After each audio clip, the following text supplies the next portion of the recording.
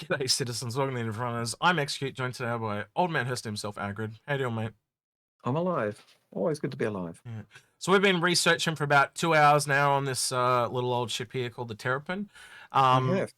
and basically we were, how do I put this? We did the ship showdown kind of episode, and then we realized we'd kind of forgot about the Terrapin. And we'd already sent our video to CIG with the ship that we're kind of backing in that. So we thought, for as a really bad consolidation prize, we'll do a ship scrutiny on the Yeah. Terrapin. Everyone forgets about the Terrapin. Yeah. It's true. And the more I've gone back to look at this today, I think you would agree with me, Algrid. It's shining more and more. And I'm Oh, like, yeah, I can't believe we forgot all this shit. And that happens like, whenever we do a ship scrutiny, doesn't it? absolutely. Like even lore-wise, I'm going, oh man, how could I forget that? Yeah. So, Just lots of little tidbits yeah. of stuff. It doesn't have as glory lore as say the Gladiator or some of the other ships, but it's up there. It's got little bits that I think I'd kind of call it the, how do I put this? The military ship for non-combat people. I think that would it, cover it. it is. Yeah, it is the first non-combat military ship I've ever come across. So yeah, Yeah. I'll flick us over to this so And we can. and it is probably a really unique long-range solo person ship. Yeah, Solo explorer, that type of stuff. So yeah. I think it really does highlight just how different exploring can be seen as well. That Indeed. was the thing that I've really kind of taken out of today, but not also that, but the previous episode we did on the ship showdown. Yep. It's just a different type thing. You're not actually finding kind of resources, so to speak, and you're not kind of Mm. really collecting data. Oh, you are, but not in the same way. You know what I mean? Like you're not like going out looking for jump points. You're essentially it really is that military explorer, where the character can be a bit more like Star Trek. This is a lot more. Uh, the only word I can really use is stealthy. I think that Yep. kind of covers the ship in a Well, nutshell. it really is a ship that can do all of that. It is the ship that can do the data collection. It's I remember reading in one of the Q&A questions was, how is this ship an explorer when it has no cargo to bring back stuff? Mm, It's bringing back cargo. Its cargo is the data it brings back. yeah, Its data is that, the information on the mining claim or the information on the system or the information on mm, the asteroid that's way up yonder yeah, or whatever it is. That's where its wealth of information is. It's mm, really saying data is a really unique cargo yeah. commodity. And And this ship I was just gonna say, covers it. I think its size is also a part of it. Like it has cut some things Mm, to essentially be really unique and trim the mm. fat, so to speak, so it can actually do its job really, really Yeah, well. yeah, And well, let's go through some of those because you're the stats guy out of the two of us. yeah, So let's go through some of the components because you've gone through and looked at them all, and you've also said you think some of them are going to change.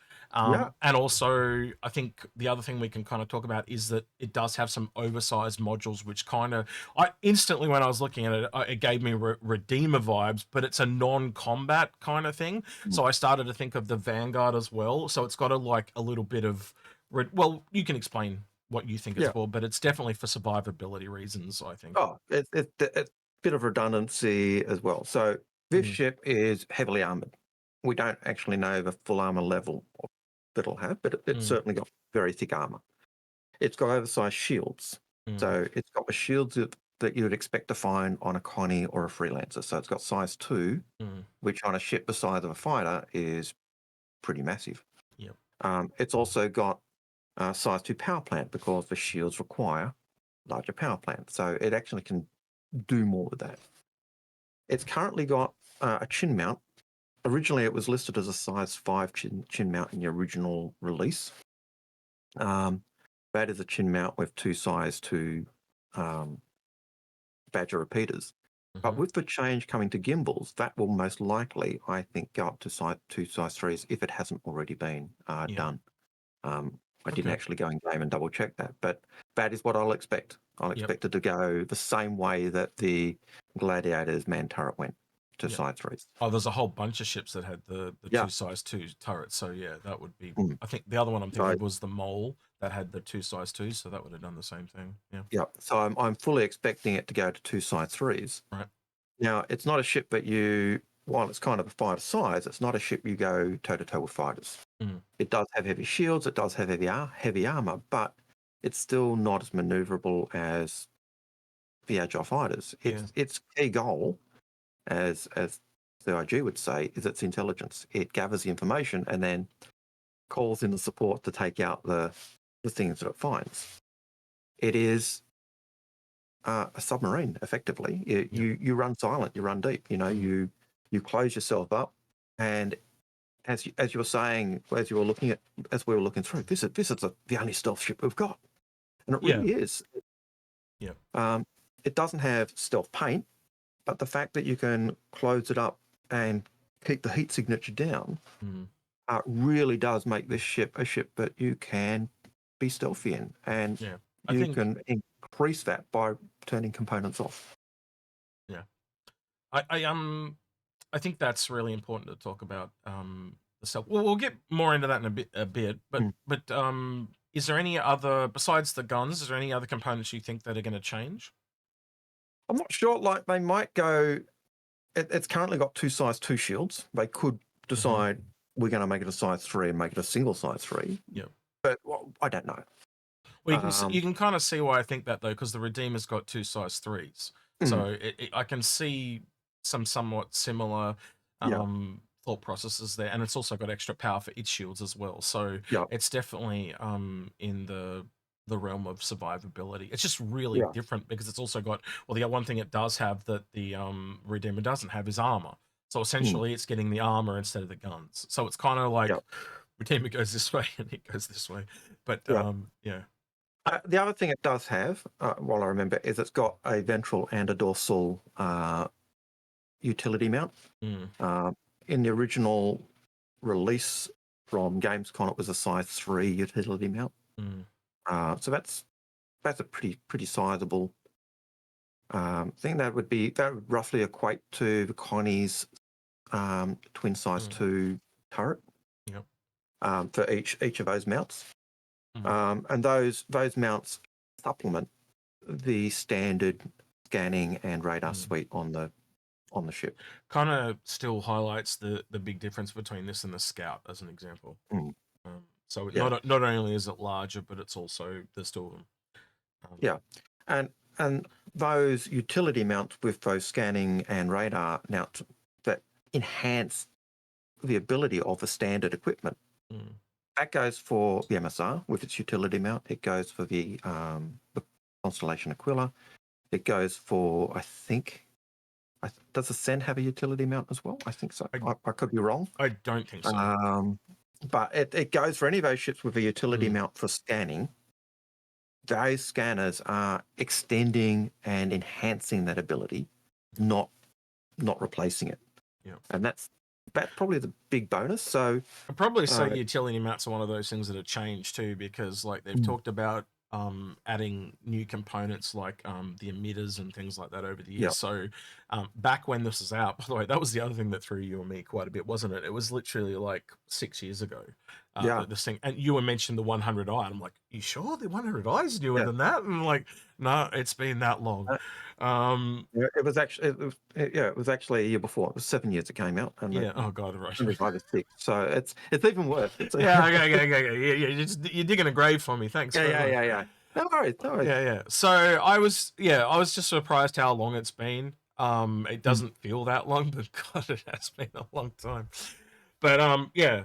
So it's been a while since I've kind of sat down with you and actually really looked over these stats, and I think it is good to go back and do that, and I reckon as Ship Showdown goes on, we probably will look at the Gladiator as well for the same reasons. But if we had our time over again, I think we'd probably both kind of back this one in the Ship Showdown, because I am very much looking forward to scanning coming along now, knowing what this thing does, and I just remember how Hayes sold me on this thing all the way back when And especially when we used to talk about the Polaris a lot, and putting one of these in the Yep. Polaris, and just how well they would dovetail. And it's just reminded me of all that stuff. Like I could so see more than one of these actually kind of Yep. like scouting for a Polaris just to come in and do that first strike and just like in and out, smack, out I go. Yeah. Yeah, Well, you can see what they're setting it up for. Like not just finding military targets, but also essentially, what do you call that? Monitoring them, yeah. and things like that. So it is the scout in a weird Yeah. turn of phrase. It really is the Mm, the UEE Scout, not the mm, Jean Scout, but the UEE Scout. And it yeah. ties in with it, like history-wise. It's also Mm, Anvil's first military mm, contract ship. yep. So they get the contract from Mm, Imperator Erin Toy. She was a senator mm, who really did that transitional period after the measures. mm. So not Anvil, but the other A military Aegis. Yep. Aegis. Yep. I always get them wrong. It's all right. But Aegis had been kind of tarred by their relationship with Mm, the Mezzers, and so they were out of favour. mm, And Anvil kind of got in the door, and mm, this was their first contract ship, mm, and it was because of this ship that the military went to Anvil mhm, to build the Hornet and the mm, Gladiator. yeah. And so, if you like the Hornet and the Gladiator, in law, they owe their existence to this ship. Oh, okay. So, Interesting. All right. um, So, Agrid, you've done some research and brought up some required viewing. yep, Talk us through some of this stuff, because you've got two Q&As that you want to look at here, and you want to look yep. at some lore pieces, I believe they're called. So, what are we looking at? Yeah. This Hollow So Pilot. this Hello Pilot is from the brochure that came out with the Terrapin? the Terrapin. Almost called it a Gladiator. And this was just telling the pilot, hey, you're on our test team and you're reviewing the ship, and we want you to be brutally honest and tell us how it goes. And So, that's, yeah, envisioning a prototype pilot, so to speak. Yeah. yeah. And you can see the date 2796 was when it came out. So this Hmm. is right after the fall of the Mezzers. It The does say next, prototype, doesn't it? Yeah, prototype. Yep. yep. And then we go And down then you've got here. nice pictures. Yep. And you've got this one here was where they were talking about the types of roles that the ship would do. So you've got them talking about it being long-range radar, ideal candidate for exploration, Mm, but also being used for a platform for combat search and rescue, mm, as well as possible roles involving, possibly down the track being used for other stuff as well. mm. Um, Okay. And then this last and one then here. And then there were two scenarios that these test pilots were being asked to do. And the first one was this one. How well does a ship function as a search and rescue craft? And the second scenario was, how well does the ship function as a long-range scout? So that was Mm, in that sense. In the lore, we've also got the logs of the Pythus, mm, of the Pythius. And that was a Terrapin that had gone into the Viking system, which is a Vandal system. And they were scouting the system, and they are also the ship that gets the scans on a complete Vandal plan outside of the normal scanning range of the early warning sensors. And so the Terrapin just shows itself as being, in lore, as being this really unique, valuable scout, able to go places because it's powered down and it's not giving us signal, it's not being seen. mm. And Good. I'm just listening to what you're saying there, and I'm literally envisioning orgs as this is their espionage ship. This is them going to spy on their enemy. CIG sees this as a picket ship. So the ship, the Mm, military picket ship, the ship that's out there doing the border patrol, the ship that's keeping an eye on people. That's mm, a ship that this is. The ability of it to power down, shields give off a lot of power, but if you've got your armor You can actually power down your shields, not give off as much heat, lock yourself up, and you can still scan. That means chances are, if your CIG in one of the Q&As talk about how easy it will be to be found, and I say this ship will most likely pick up a fighter than the fighter that's actively looking for it would pick it up. So it's that kind of how good it's supposed to be. Now, how good it will be is yet to be seen because we don't have that scanning ability in. You mentioned earlier today, like that it was like a submarine, but Yeah. now I kind of listen to you sit here and kind of like spell this all out. I'm envisioning those micro Japanese subs that attacked Sydney Harbour during World War II. Like it feels like a micro submarine, and that kind of under the water, or I think you said in one of the lines they talk about comes up for air. Yeah. That just really. It's screaming that stealth part, and it's the most stealth-like ship we've probably got. Yeah. Well, I think it was the Q&A 2 question, no, Q&A 1. Right, Q&A 1 question 2, I think it was. I'll flick it over. Well, I did have it here. Hang on. Q&A 1 question 2. So on that one, question 2. What type of signature? Yeah, here, this one. So it says, what type of signature can we expect the Terrapin to give off? Because that's what essentially gives it the stealth part. It says, a medium-sized component has the potential to create a large signature for a small ship. It will make it heavily armored. The ship just doesn't have the capacity to vent its heat off as efficiently as pilots would want. The revolutionary retractable armor allows the panels to lift apart, weaken the ship, but improving its venting, allowing players to effectively come up for air. So that essentially is, you can see it. It's like essentially taking a breath, going underneath, doing what it needs to do. And I also envision, and I did say this to you earlier, didn't I? Is if you are not actively kind of doing anything, and what I mean by that, as long as you're not moving around, you're kind of like holding your stealth pose. You could probably go for even longer. Like you can hold your breath. It's like if I tell Algared to hold his breath and then I send him on a marathon, he's going to hold it for 30 seconds. But if I told him to hold his breath, he could probably do it for 5 minutes, right? And as long as he doesn't do anything, you get my point, right? I'm trying to give an example. No, but you're right. It's if you're running the systems, you're going to be getting more power. If you've got a scout without armor, are you going to want to turn off your shields? Probably not. You might run them low. This ship, because it's got the armor, you can actually turn its shields completely off. Yep. Because you're not doing your shields, you're not generating the heat, so you don't need to open yourself up either. Well, not only that, Algared, you'd see them coming, and it's like, well, they're about to get to that range where they'll see my shields. Do I flee, or do I turn off my shields and just lower the range that much more again and go even more silent running?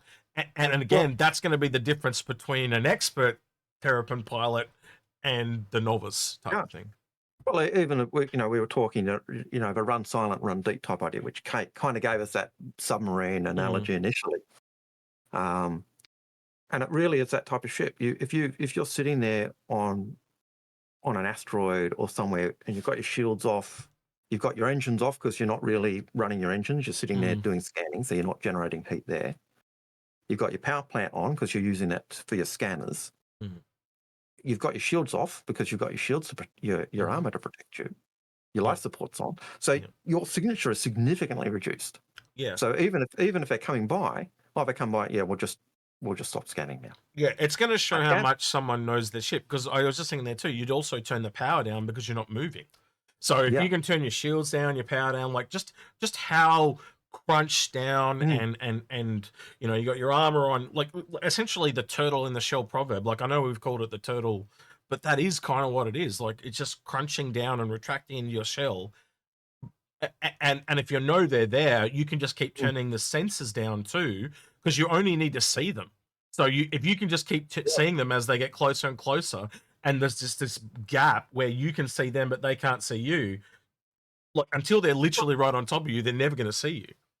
But the other thing is, it's interesting because you've got that ability to be so more stealthy, and you've got these sensors that are so much better. You can get all the information you need before they get close, and you can say, "Well, I don't need any more. Yeah, I'm going out to a safe position where I can transmit my data, But also even outmaneuver them, because if you can see where they're going, you can kind of project their track and go, well, if I just move back by 300 meters, they're never even going to see me, but I get all the data of them going past, etc., etc. Yeah. So this is a ship that is just it's just I can see oodles of gameplay. I don't know about you, but I can see oodles of gameplay for orgs, for individuals. Yeah. I can see it being an individual solo explorer because I could see it. I really like it because it's a thinking man's combat. Like, you are like literally going in undergunned, under the radar, the stealth. It is like a rogue in other games kind of thing. Like, you know, like I know a rogue's high damage, but you know how you can cloak as a rogue and stuff like that? Yeah. It's like a disarmed rogue is probably you're going in and just finding out. It's almost like you go home and then get your daggers and come back and play the rogue. You know what I mean? Like It really is a ship that gives that ability. Now, on the Q&A, on the Matrix of Lies, it's a 1-2 person ship. It really is a 1-person ship. Yeah. The idea of it, you pilot a ship, you then go out, you take the scanning suite, and if you need to, you go to bed and whatnot. So as a solo explorer or as a solo someone off going to find points of interest or asteroids or whatever, or ships or locations, this is a ship that's ideal. And in the Q&As, they do ask what type of what does explorer gameplay look like in this? And it's really is that checking out those sites, checking out those points of interest, or looking for those other places to reach. Yeah. Well, speaking of reach, you'll like my segue. It I does do. mention the incredibly long travel range of this, like very long, which also I think also speaks to the fact that Wyatt's got a bed. They're expecting you to basically be out for such a long time that you're not going to be coming back. It just shows that whole silent running submarine type analogy we've been going over and over. But yeah, and that silent running type submarine analogy, when I look at the old World War II submarine things, you've got the crew that are hot bunking, the one crew, half a crew on and half a crew off. Yep. And CIG even referenced that idea of, well, the military's idea of this being a 2-person ship is because when you're on picket duty, you don't want your whole crew to be asleep. You want half of them to be scanning. So one person's constantly scanning while the other person's resting or going about normal duties, and then vice versa. So you've got that idea now, and obviously that shortens the range by half because you've got less oxygen and things like that. But it just increases the versatility of the ship because it can do 2 things now instead of 1. Well, it can do 24-hour surveillance rather than 12 or whatever. 12 or intermittent blocks. So it becomes a ship that's valuable in that sense. I think the law talking about different roles of a ship. So the Navy's used it as an APC for the Marines. The Navy's used it and even in the testing environment. Yeah, where it's used for search and rescue. Yeah. So let's get into that then, because there has been, you were showing me before the show, there's a couple of variants that they've looked at. And the other thing you got me to bring up here was, this is also the second Q&A. And I'm trying to, so there was this one here where it talks about the design post mentions possibly using the Terrapin as a drop ship search and rescue boat in heavy combat situations without seats, straps, and holding operation passengers. How do you see this working? Without reading the whole paragraph, because it is fairly lengthy, they literally talk about other ships having modularity, and they're looking at kind of essentially doing that to the Terrapin without modularity. But you also said in law there is a and I remember reading this ages ago. There was the Marines basically really loved it. Again, I think it speaks to that stealth ability of the ship. So it's essentially a stealth troop transport, marine transport. It is almost the Marines, the stealth choppers that the double crews use. Like the. I'm showing my lack of military knowledge, lack of modern military knowledge, but it really was that stealth ship that they used to get in and get out. But there are some things in it you also brought up. You also brought up that it's got no docking collar, which means Yep. it's got to land. So basically, it's not real. It's more like to stealthily get, like, how did they get from planet A to planet B without us knowing? Yep. And it's that thing. It's But, the under the radar type of stealth. and the fact that it doesn't have a docking collar, because it's a small ship, it Mm, fits in a Polaris. It mm. doesn't need a docking collar. Well, I also it mentions the landing gear. Yep. With the hydraulics, so it can land on uneven surfaces. I think that also applies that it can essentially, like, yes, it can't land on a ship. Well, it can land on a ship, but it can't dock with a ship. So therefore, it's got to utilize as much as possible being able to land anywhere, pretty much. Yeah. And Yeah. effectively, that seems to be the indication, but it can land anywhere. The other thing that came out is when you're looking at what type of exploration it can do, Mm, it's a ship that can go into as they're talking about where it can go, it's a ship that can go into hazardous environments because it's got such strong shields and it's got and such armor. strong Yeah. armor. So it can do those hazardous environments. The only other ship that I'm really aware of, but there are probably two ships that have been kind of billed as being able to go into hazardous areas. The one that comes to mind is the cab of the Endeavour. Yep, that's what I was thinking of. And the other one was the Carrack with its roll down shield. Yep.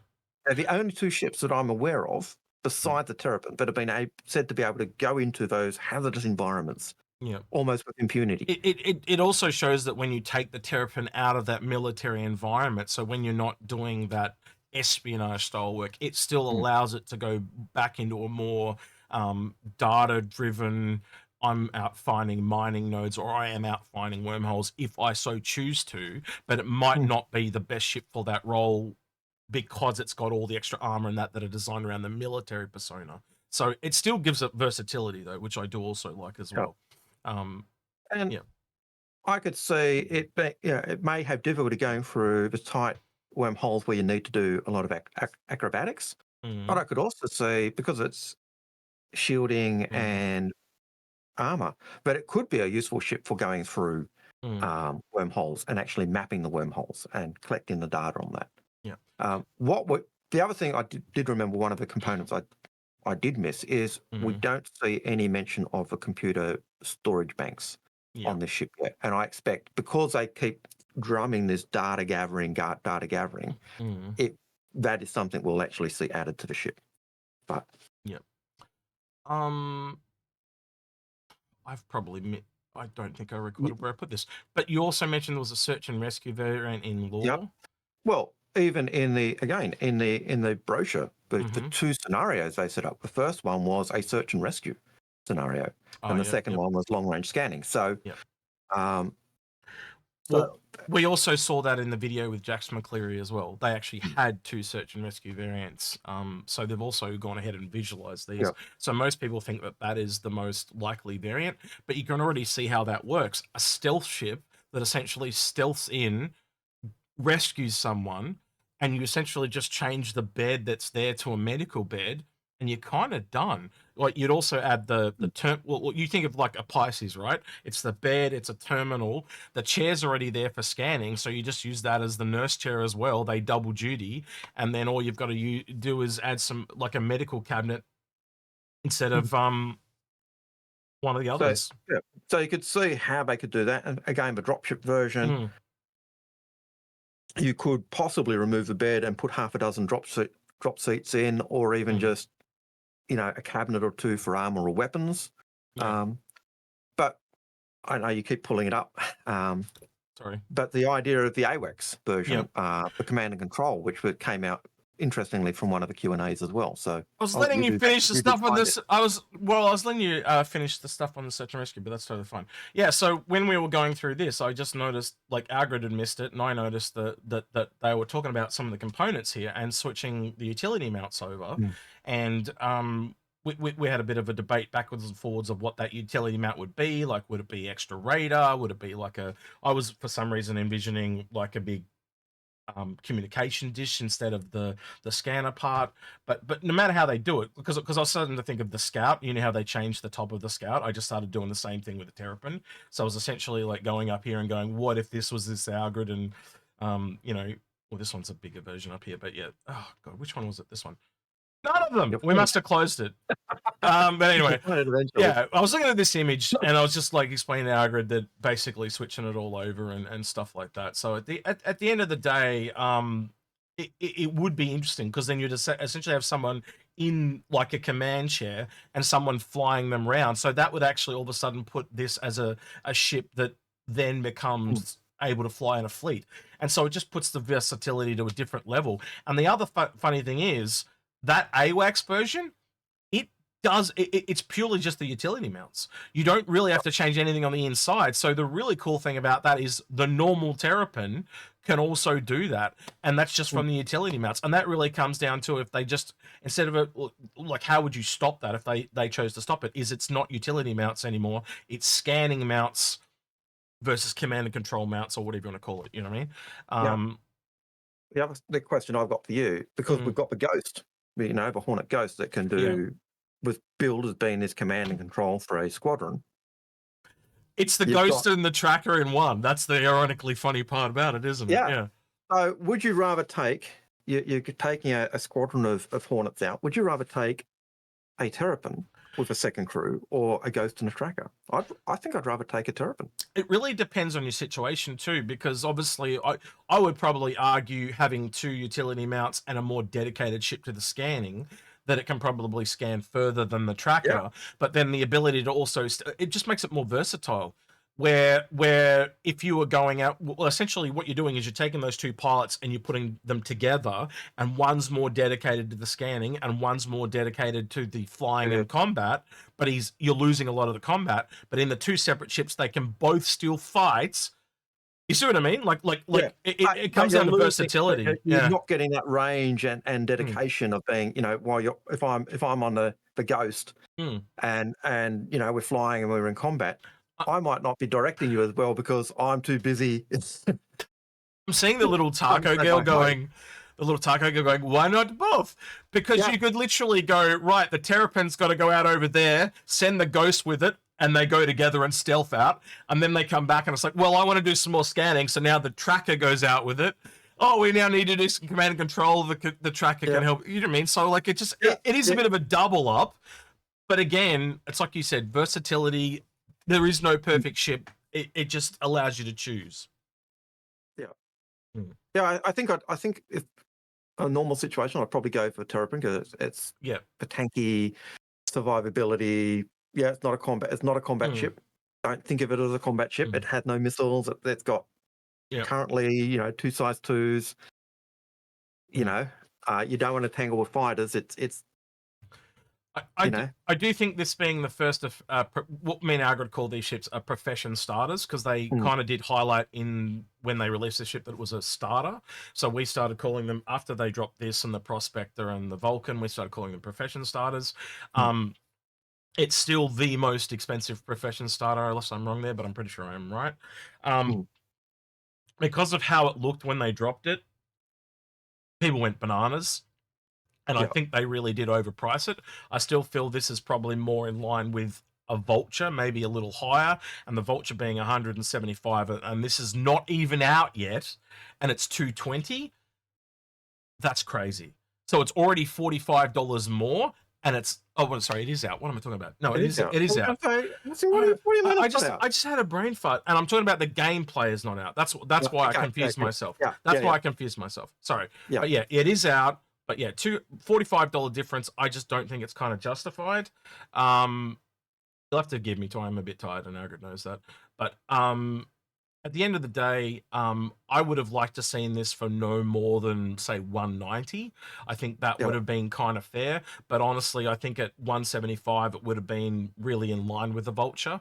And I think that's kind of, I don't know. You tell me, Algared. Where do you think it should start price wise? I would have liked it to be closer to Vulture. I think because it is a data gatherer and it's its key fundamental role, and data is something you don't have to go and pick up, you don't have to buy it, you can just and then sell it. I think the ability of the ship to make money from the get-go without any outlay is why it's been priced up, along with the armor and the the upsize components. So let me rephrase what I kind of stuffed up before and say then, is because its gameplay is not in, do you essentially expect this to jump up in price once the scanning comes in? I hope not, because I think it's priced at the point where it should be. Yeah. If its gameplay was in. Yeah. That's what I was trying to say, and Yeah. I butchered it. But yeah. I don't know. I think we can kind of wrap it up here, Algared, unless you've got anything else you kind of want to add. I think we've traveled all over. It's ranged all over. There was a mighty jewel. Yep. Um, I really hope this thing gets up during the ship showdown. I don't think it will. I think a lot of the time when we do these Algareds, we're on a serious amount of copium or hopium. Might be the better way to put it. I think for the Terrapin and the Gladiator and the Tractor, we're on massive loads of copium. But again, I do see this with scanning kind of planned for this year. Like when you start to look at all the ships that can have scanning, this one will kind of come in very quickly and stand a lot above the others. Because like you get those people that say, I want to play solo. This is the ship that I'd be going out to test scanning in. I'm not going to take a Carrack out just because it's a cumbersome size. Yep. Down the road, the Carrack will have its heyday. But like for the now, this is going to be the one that people are going to want. And I'm not taking the tracker of a Ghost. Yeah. You know, I'll take this. I can hunker down and you know, because you want to also how well can people find me? Yeah. You know, so chuck stealth components on this and make it even more stealthy. You know, you've probably kind of let people kind of know that that's probably when we'll see the new tracker variant too, when scanning drops and stuff like that. So you know the Scout will get its. You know, you can kind of see the ships that are there that will actually get their time in the sun, so to speak. Time in the sun. Yeah. Is there anything you'd like to hear from people below in the comments, Algared? How much copium have we been smoking? Yeah. What are your thoughts on the Terrapin? Yeah. Is it worthy of a skin from Ship Showdown? Yeah. Algared likes to smoke his. I like to refine it, and I have it in my tea. So yeah. All right. Yeah.